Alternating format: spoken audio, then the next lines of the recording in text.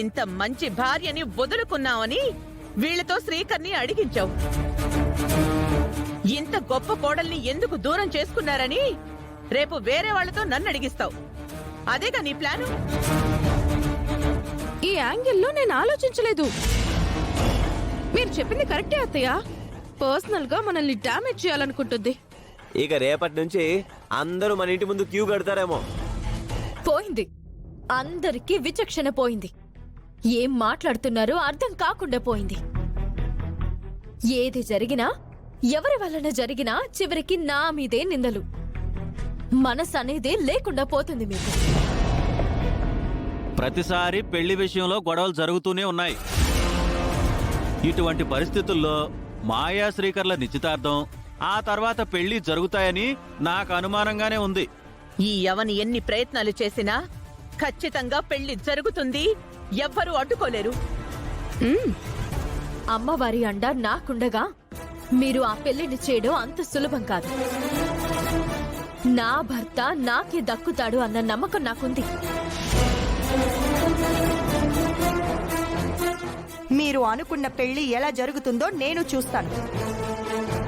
అవని మేడంకి ముందు కష్టాలు ఎదురైనా, నష్టాలు కలిగినా ఆఖరి నిమిషంలో అంతా మంచే జరుగుతూ ఉంటుందని నేను వింటూనే ఉన్నాను. నేను కూడా మీరనుకున్న పెళ్లి జరగదు అని నమ్ముతున్నాను.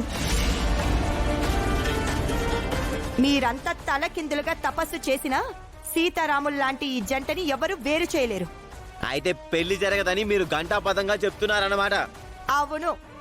మీ నమ్మకాలు మీకుంటే మా నమ్మకాలు మాకుంటాయి.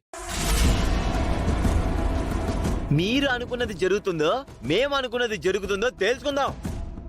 మీరందరూ 5 నిమిషాలు వెయిట్ చేయండి, నేను ఇప్పుడే వస్తాను. ఏం చేయబోతున్నావురా? అక్క తూ టైరో మేహూనా.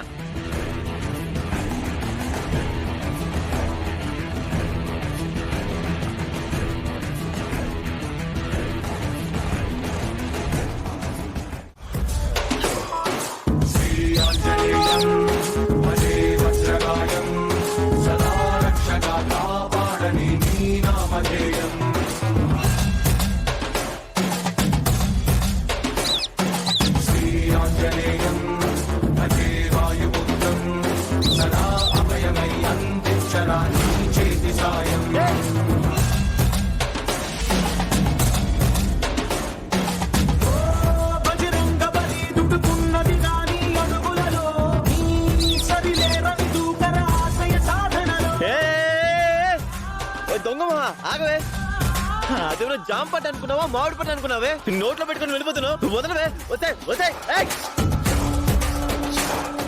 నేను వెళ్ళి ఎక్కడ వదులుతుందో అక్కడ బొమ్మ పడుతుందో బొరుసు పడుతుందో చూసొస్తాను. చిలకమ్మా ఆగమ్మా, నేను వస్తున్నాను.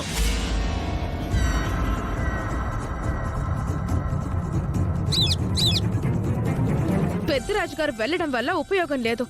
ఎందుకంటే ఆయన మాట మార్చుతాడు, బొరుసు పడిందని అబద్ధం చెప్తాడు. రెండు వైపులా బొమ్మ ఉందని తెలిసి కూడా ఇలా ఎలా మాట్లాడగలుగుతున్నావు బంగారం?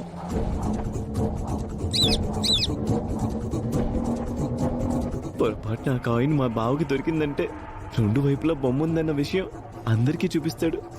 అందుకే అది బావకి అస్సలు దొరకకూడదు. అమ్మా చిలకమ్మా ఆగు తల్లి,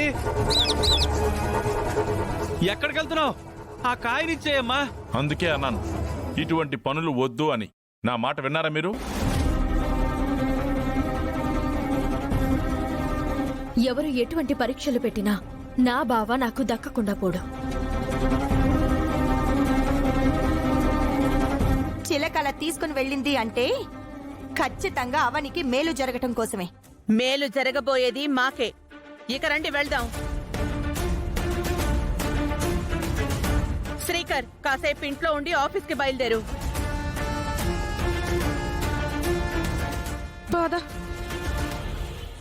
అవని, నువ్వు కూడా ఇంట్లోకి వచ్చి కాసేపు ఉండి వెళ్ళు. పద.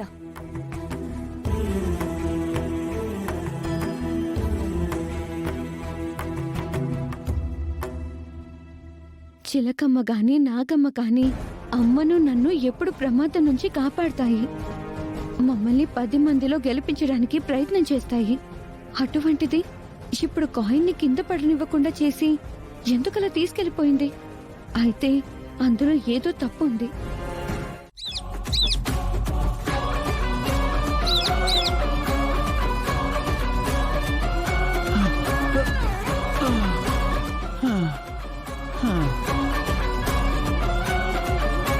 అక్కడ అవనికి అంత పెద్ద పరీక్ష పెడితే నువ్వేంటమ్మా ఇలా తీసుకుని వచ్చేసావు?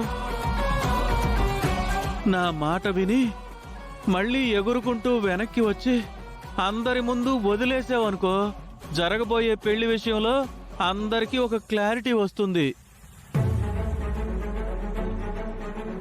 నా మాట వినమ్మా. అమ్మా, అవనికి మేలు చెయ్యమ్మా. అందరి ముందు బొరుసు పడితే అవనికి మంచి జరుగుతుంది.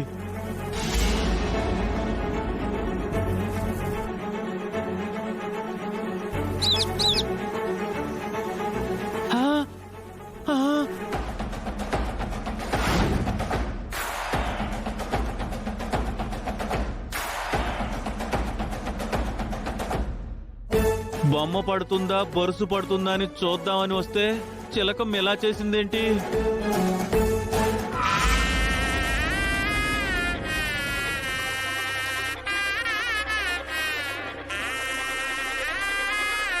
పుట్టలో చేయి పెట్టి కాయిన్ తెద్దామంటే ఏ పుట్టలో ఏ పాము ఉంటుందో తెలియదు, కానీ పాము అయితే ఖచ్చితంగా ఉంటుంది. ఎందుకంటే ఇది షూటింగ్ల కోసం వేసిన పుట్ట కాదు, నిజమైన పుట్ట.